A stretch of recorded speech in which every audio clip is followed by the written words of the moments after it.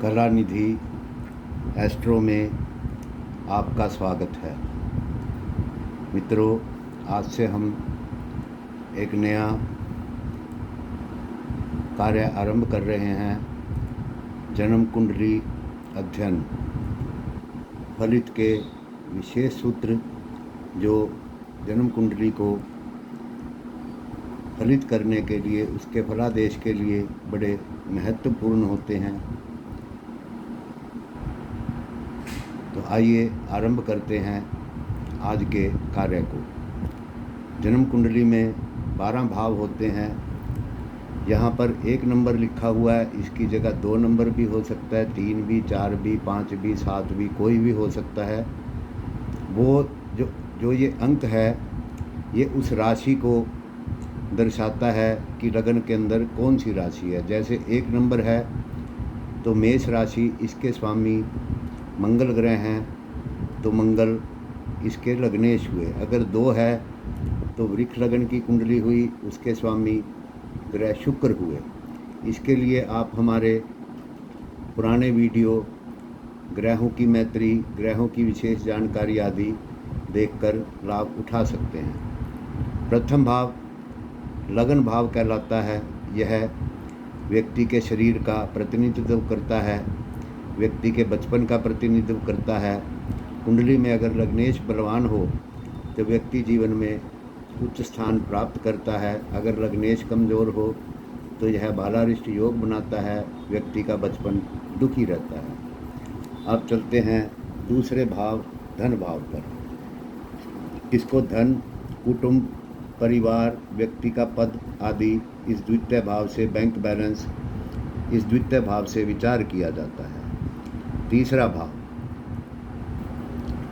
सहोदर यानी कि भाई बहन, व्यक्ति का पराक्रम, उसकी सफलता, उसकी हॉबी, छोटी यात्राएं, इन सभी का विचार व्यक्ति की सफलता तीसरे भाव से किया जाता है। चतुर्थ भाव माता का भाव कहलाता है। भूमि, वाहन, शिक्षा, भाई बंध, बंगला, सभी का विचार चतुर्थ भाव से किया जाता है। पंचम भाव व्यक्ति की बुद्धि, उसकी देव पूजा, उसके इष्ट देव, उसकी संतान, उसकी नीति, उसके प्रेम आदि का विचार पंचम भाव से किया जाता है। छठा भाव मामा, रोग, ऋण, शत्रु आदि का विचार छठे भाव से किया जाता है। सप्तम भाव मुख्यतः पत्नी का विचार इससे किया जाता है। व्यापारिक साझेदारी, व्यक्ति के गुप्तांगों का विचार, उसके पार्टनर, व्यापार आदि का विचार सप्तम भाव से किया जाता है। अष्टम भाव भी व्यक्ति की आयु का होता है, समुद्र यात्राओं का होता है, गुप्त रहस्यों का होता है। व्यक्ति के ऋण का भी विचार अष्टम भाव से किया जाता है। नवम भाव व्यक्ति का भाग्य भाव कहलाता है। इससे पिता, व्यक्ति की उच्च शिक्षा, दूर देश की यात्राएं आदि का विचार नवम भाव से किया जाता है। दशम भाव राज्य भाव कहलाता है। ये कर्म भाव है। पिता का विचार भी इसी भाव से किया जाता है। व्यक्ति का यश, मान, कीर्ति या उसका व्यवसाय, नौकरी आदि सभी का विचार दशम भाव से किया जाता है। एकादश भाव सभी प्रकार के लाभों का एकादश भाव प्रतिनिधित्व करता है। सभी प्रकार की इच्छाएं पूर्ति का एकादश भाव, बड़े भाई का विचार भी, बड़ी बहनों का विचार भी एकादश भाव से किया जाता है। व्यय भाव व्यक्ति के खर्च, व्यक्ति की दूसरे देश की यात्रा, दूसरे देश में बस जाना एवं मृत्यु के बाद उसके लोक का विचार 12वें भाव से किया जाता है। इसके कारकों के बारे में हमने पहले भी वीडियो बनाया हुआ है। प्रथम भाव के कारक सूर्य हैं, द्वितीय भाव के गुरु, तृतीय के मंगल, चतुर्थ के चंद्र बुध, पंचम भाव के गुरु, छठ के मंगल शनि, सप्तम के पुरुष की कुंडली में शुक्र, स्त्री की कुंडली में गुरु, अष्टम के शनि, नवम भाव के सूर्य और गुरु, दशम भाव के सूर्य, बुध, गुरु और शनि, एकादश भाव के गुरु और व्यय भाव के कारक शनि महाराज हैं। तो ये तो हुआ कुंडली की जानकारी। अब जानते हैं कुंडली के लिए अशुभ और शुभ स्थान। सबसे पहले जानते हैं कुंडली के केंद्र भाव किन्हें कहते हैं। प्रथम भाव, चतुर्थ भाव, सप्तम भाव, दशम भाव, इनका नाम केंद्र भाव है। प्रथम भाव केंद्र और त्रिकोण दोनों कहलाता है। पंचम भाव और नवम भाव ये कुंडली के त्रिकोण भाव हैं। द्वितीय भाव, अष्टम भाव एवं 12वां भाव ये त्रिक स्थान कहलाते हैं। तीसरा भाव, छठा भाव एवं 9वां भाव अपोकिलम भाव ये कहलाते हैं। अब जानते हैं मेष लग्न के लिए कौन से ग्रह शुभ हैं, कौन से मार्कश हैं और कौन से समग्रह हैं। मेष लग्न की जिनकी कुंडली हो, कुंडली के अंदर अगर 1 नंबर लिखा है तो मेष लग्न की कुंडली होगी। मेष लग्न के अंदर गुरु, सूर्य और भौम यानी कि मंगल लग्न के स्वामी, गुरु भाग्य भाव के स्वामी और सूर्य पंचम भाव के स्वामी कारक ग्रह हैं। शुक्र, बुध और शनि ये तीनों अकारक यानी कि मार्केश हैं। बुध तीसरे और छठे भाव का स्वामी होने के कारण मार्केश है। शुक्र की मूल त्रिकोण राशि तुला राशि सप्तम भाव में पड़ी है। द्वितीय भाव का स्वामी ग्रह से संबंध जैसे से करता है वैसा फल प्रदान करता है, तो शुक्र इस कुंडली में मार्केश है। शनि की दशम भाव में एक राशि पड़ी है। ज्योतिष का सूत्र है केंद्र के अंदर अगर पाप ग्रह की राशि हो तो वो अपने पाप फल को स्थगित कर देते हैं। इसका अर्थ ये नहीं होता कि वो शुभ फल देना आरंभ कर देते हैं। 11वें भाव में शनि की दूसरी राशि विराजमान है। दूसरी राशि अच्छे भाव में न होने की वजह से शनि जो है ये इसकी मूल त्रिकोण राशि है, तो मार्केश का फल करेगा। अब है एक ग्रह बचे हैं शेष चंद्रमा।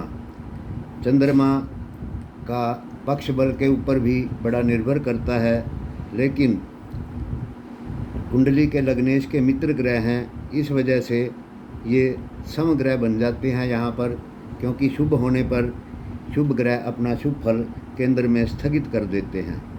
तो चंद्रमा मेष लग्न की कुंडली में सम है। वृक्ष लग्न की कुंडली अगर यहाँ पर 2 नंबर लिखा हो तो शनि, बुध, सूर्य, मंगल कारक ग्रह हैं। चंद्र, गुरु मारक ग्रह हैं। शुक्र समग्रह हैं। मिथुन लग्न के अंदर यहाँ पर अगर 3 नंबर लिखा हो तो शुक्र, शनि कारक ग्रह हैं। मंगल, गुरु, सूर्य मार्केश हैं। बुध और चंद्रमा समग्रह हैं, यानी ना ये शुभ फल प्रदान करते हैं ना अशुभ फल प्रदान करते हैं। कर्क लगन के अंदर अगर लगन में 4 नंबर लिखा है तो सूर्य, मंगल शुभ ग्रह हैं। बुध, शुक्र मार्केश हैं। शनि, चंद्र, गुरु समग्रह हैं। कन्या लगन के अंदर शनि और शुक्र कारक ग्रह हैं। मंगल, गुरु, चंद्र अकारक ग्रह हैं, मार्केश हैं। और सूर्य, बुध समग्रह हैं। तुला लगन के अंदर शनि, बुध, शुक्र कारक ग्रह हैं, योग कारक हैं। सूर्य, चंद्र, गुरु अकारक मार्केश है, मंगल सम है। वृश्चिक लगन के अंदर चंद्र, सूर्य, गुरु कारक ग्रह हैं। बुध, शुक्र मारक हैं, शनि, मंगल सम हैं। धनु लगन के अंदर सूर्य और मंगल कारक ग्रह हैं। बुध, शुक्र, शनि अकारक हैं। चंद्र और गुरु सम ग्रह हैं। मकर लगन के अंदर शुक्र, बुध, शनि कारक ग्रह हैं। चंद्र, मंगल, गुरु सम ग्रह हैं और अकारक हैं, मार्केश हैं। सूर्य जो है वो सम ग्रह हैं। कुंभ लगन के अंदर शुक्र, सूर्य, मंगल कारक ग्रह हैं। शनि, चंद्र, गुरु अकारक मार्केश हैं। बुध सम ग्रह हैं। मीन लगन में मंगल, चंद्र कारक ग्रह हैं। सूर्य, बुध, शुक्र अकारक ग्रह हैं, गुरु समग्रह हैं। तो ये प्रत्येक कुंडली के अंदर कारक और मार्केश हमने बताए। अगर कोई भी आपको इसके अतिरिक्त कहता है जी आपका मार्केश की दशा चली है, ये है वो है, तो वो आपको बेवकूफ़ बना रहा है। कुंडली के कारक, मार्केश और समग्रह हमने आपको बताए। अब कारक ग्रहों का एक प्रकार और बताते हैं।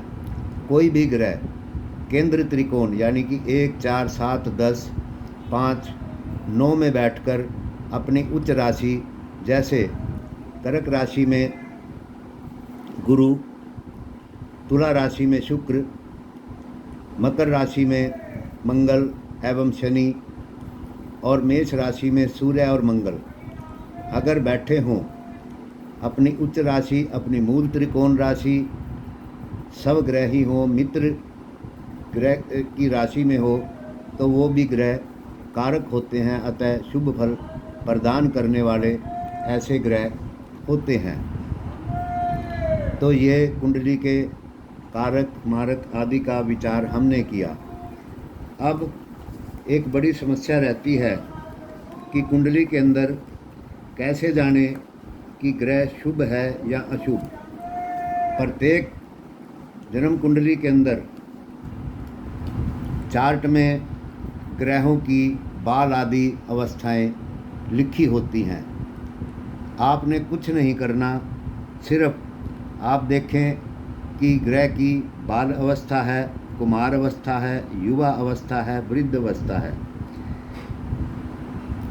अगर कुंडली में लगन, विषम लगन हो तो योग कारक ग्रह केंद्रों में आते हैं, ऐसा ज्योतिष का नियम है। इसी प्रकार विषम राशि में 0 अंश से लेकर 6 अंश तक ग्रह की बाल अवस्था होती है, 7 अंश से 12 अंश तक कुमार अवस्था होती है, 13 अंश से 18 अंश तक युवा अवस्था होती है और 19 अंश से 24 अंश तक वृद्ध अवस्था होती है, 25 से 30 तक मृत अवस्था होती है। सम राशि में इसके विपरीत होता है, 25 अंश से 30 अंश तक बाल्य अवस्था, 19 से 24 तक कुमार अवस्था, 13 से 18 तक युवा अवस्था, 7 से 12 तक वृद्ध अवस्था एवं 0 से 6 तक मृत अवस्था होती है। मृत अवस्था के ग्रह अशुभ फल प्रदान करते हैं। एक साधारण नियम है, ग्रह अगर 15 डिग्री के आसपास है तो वो शुभ फल प्रदान करेगा और 30 डिग्री के आसपास है तो अशुभ फल प्रदान करेगा। मृत अवस्था के ग्रह कभी शुभ फल प्रदान नहीं करते। वृद्ध अवस्था के ग्रह मामूली सा शुभ फल प्रदान करते हैं, इन्हें भी अशुभ ही माना जाता है। तो बाल आदि अवस्थाओं का जन्म कुंडली में एक विशेष स्थान होता है और इसके बारे में बड़ी बारीकी से विश्लेषण करना चाहिए। आप इतने से ही अनुमान लगा लेंगे कि ग्रह शुभ है या अशुभ। ज़्यादा आपको झंझट में पड़ने की ज़रूरत नहीं। ये हम सामान्य तौर पे कुंडली अध्ययन का विषय बता रहे हैं। अब जानते हैं कि ग्रह कब शुभ होता है, कौन सा भाव शुभ होता है। जिस भाव में शुभ ग्रह की राशि हो, जैसे कि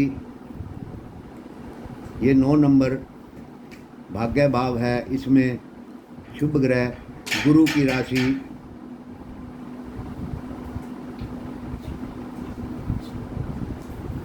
धनु राशि पड़ी हुई है। यहाँ पर 7 नंबर शुक्र की शुभ राशि तुला पड़ी हुई है। जिस भावेश की दृष्टि या युति, यानी कि जो भाव अपने भाव में बैठा हो, यानी यहाँ पर 7 नंबर तुला राशि में शुक्र बैठा हो, 4 नंबर में चंद्रमा बैठा हो, 5 नंबर में सूर्य बैठा हो, 9 नंबर में गुरु बैठा हो, तो उस भाव की वृद्धि होगी। जो भाव अपने भाव को देखेगा, यानी कि 9 नंबर का स्वामी गुरु मिथुन राशि 3 नंबर में बैठेगा तो अपनी 7वीं पूर्ण दृष्टि से अपने भाव को देखेगा। इसके लिए हमारा ग्रहों की दृष्टि वीडियो देख सकते हैं। गुरु की 3 दृष्टियाँ होती हैं। लगन में बैठेगा तो पंचम दृष्टि, सप्तम दृष्टि एवं नवम दृष्टि से अपने भाव को देखेगा। अगर गुरु पंचम भाव में बैठेगा तो अपनी 5वीं दृष्टि से अपने भाव को देखेगा। अगर नवम भाव में बैठेगा तो सब ग्रही होगा। ऐसा ग्रह अपने भाव की वृद्धि करता है, दृष्टि से वृद्धि करता है और वहाँ पर बैठने से अपने भाव की वृद्धि करता है।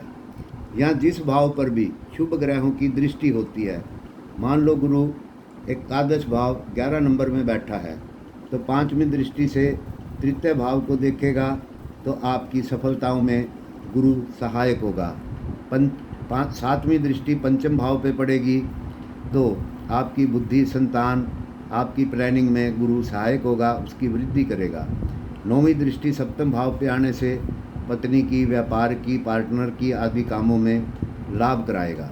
तो शुभ ग्रहों की दृष्टि जहाँ पर भी पड़ती है उन भावों की वृद्धि होती है। ऐसे ही शुक्र अगर लगन में बैठा होगा तो 7वीं दृष्टि से अपने भाव को देखेगा। ऐसी स्थिति में पति सुंदर गौरवर्ण होगी, पार्टनर आपको जीवन में अच्छे मिलेंगे, छोटी यात्राएं शुभ रहेंगी। अब जब कोई पाप ग्रह किसी भाव को देखता है, मान लो लगन में राहु बैठा हुआ है तो लगन में बैठने से वो इसको भाव को बिगाड़ेगा। एक सिद्धांत है, वक्री ग्रह जहाँ पर भी बैठते हैं उस भाव की हानि करते हैं। 5वीं दृष्टि, 3 दृष्टियाँ होती हैं राहु की भी, 5, 7, 9। पंचम भाव में पड़ेगी, पंचम भाव को डिस्टर्ब करेगा। सप्तम भाव पे पड़ेगी, सप्तम भाव को डिस्टर्ब करेगा। नवम भाव पे पड़ेगी, भाग्य में, धार्मिक कार्यों में बाधा डालेगा। तो ये है एक सिंपल नियम कि ग्रह कैसे प्रभाव डालते हैं। अब आता है तीसरा नियम। तीसरे नियम में ग्रह अपनी नीच राशि में हो, अपनी शत्रु राशि में हो, जैसे कि सूर्य पंचम भाव का स्वामी तुला राशि नीच राशि में आ गया तो ऐसे व्यक्ति की संतान में रोग रहेगा, संतान देर से प्राप्त होगी, इस प्रकार के कार्य होंगे।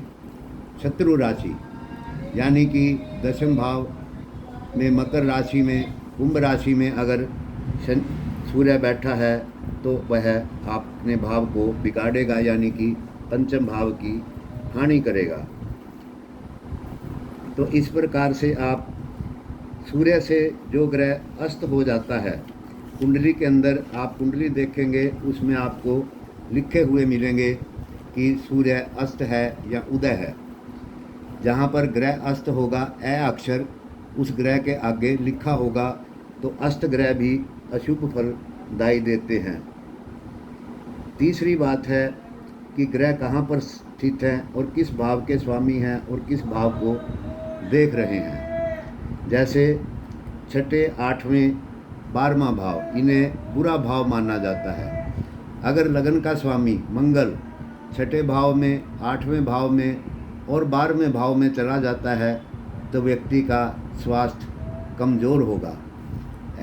अगर मंगल कर्क राशि नीच में चला जाता है तो भी व्यक्ति का स्वास्थ्य ढीला रहेगा।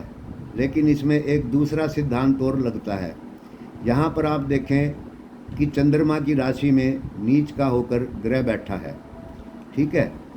तो अगर कर्क राशि के स्वामी चंद्रमा वृक्ष राशि में अपनी उच्च राशि में उच्च नवांश पे हैं तो ऐसी स्थिति में कोई विशेष हानि न होकर सामान्य हानि होगी।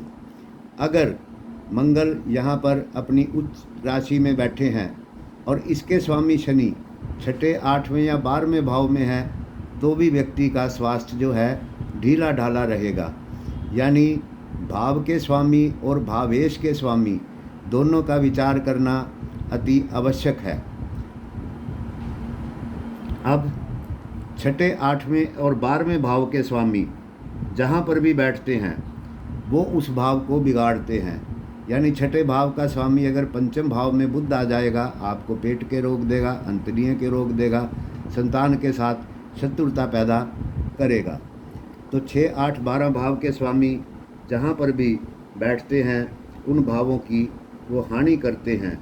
अगर ये ग्रह शुभ हों तो कम हानि करते हैं, पाप ग्रह हों सूर्य, मंगल, शनि, राहु आदि तो अधिक हानि करते हैं। जिस भी भाव का स्वामी लगन से केंद्र व त्रिकोण में होता है वह भी कारक कहलाता है। अगर वो उच्च आदि स्थिति में हो, अब ग्रह बली हो। जिस भाव का स्वामी अपने भाव से केंद्र या त्रिकोण में चला जाता है, यानी कि गुरु मान लो यहाँ पर नवम भाव के स्वामी का हमने विचार करना है, तो यहाँ से गिने 1, 2, 3, 4। बेशक 12वें भाव में आएगा लेकिन अपने भाव की वृद्धि करेगा। चतुर्थ भाव हो गया, पंचम त्रिकोण में आने पे, लगन पे आने पे अपने भाव की वृद्धि करेगा। छठ सप्तम भाव केंद्र में आने से, तीसरे भाव में आने से पूर्ण दृष्टि भी होगी और अपने भाव से केंद्र में भी होगा, तो भाग्य की वृद्धि करेगा। व्यक्ति दिन दूनी रात चौगुनी तरक्की करेगा। अष्टम नवम भाव पंचम भाव यानी त्रिकोण भाव, यहाँ पर आने पर भी वृद्धि करेगा। और दशम भाव छठ भाव में आने के बाद भी कमज़ोर तो होगा लेकिन अपने भाग्य भाव की वृद्धि वो केंद्र स्थिति के कारण अवश्य करेगा। तो ये हैं फलित संबंधी कुछ विशेष नियम। इन सभी नियमों को ध्यान में रखना चाहिए।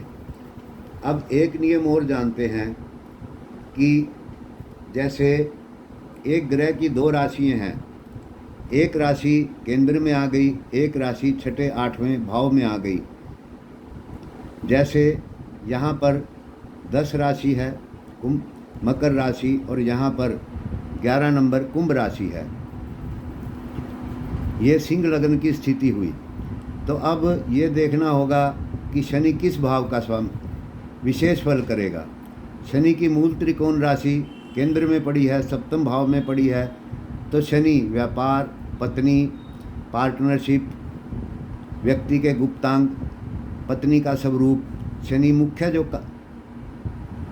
काम करेगा वो सप्तम भाव संबंधी करेगा। ऐसे ही मेष लगन में गुरु की मूल त्रिकोण राशि नवम भाव में पड़ी है, तो गुरु मूल त्रिकोण राशि का विशेष भाव फल करेगा, वह भाव का फल वो बहुत कम करेगा। कुछ ऋषियों का मानना है कि जो राशि लगन से पहले आ जाए ग्रह उस राशि का फल करता है। जैसे कि सिंह लगन में 5, 6, 7, 8, 9, 10 राशि यहाँ पर पड़ी, तो उनके अनुसार, कुछ ऋषियों के अनुसार शनि जो है वो विशेष फल जो लगन से पहली राशि यानी कि अपनी मकर राशि का करेगा। तो मित्रों, ये है जन्म कुंडली विश्लेषण में विशेष नियम। इन नियमों को व्यक्ति को कंठस्थ करना चाहिए, याद करना चाहिए। ग्रहों की दृष्टि, उनके विशेष नियम, उसके लिए आप हमारे ग्रहों की मैत्री आदि वीडियो देख सकते हैं। वीडियो काफ़ी लंबा हो गया, शेष ज्ञान हम दूसरे वीडियो में प्राप्त करेंगे। मित्रों, आपसे हमारा अनुरोध है, हमारे चैनल को सब्सक्राइब करें, लाइक करें, शेयर करें। धन्यवाद, नमस्कार। मिलते हैं अगले वीडियो में नई जानकारी के साथ।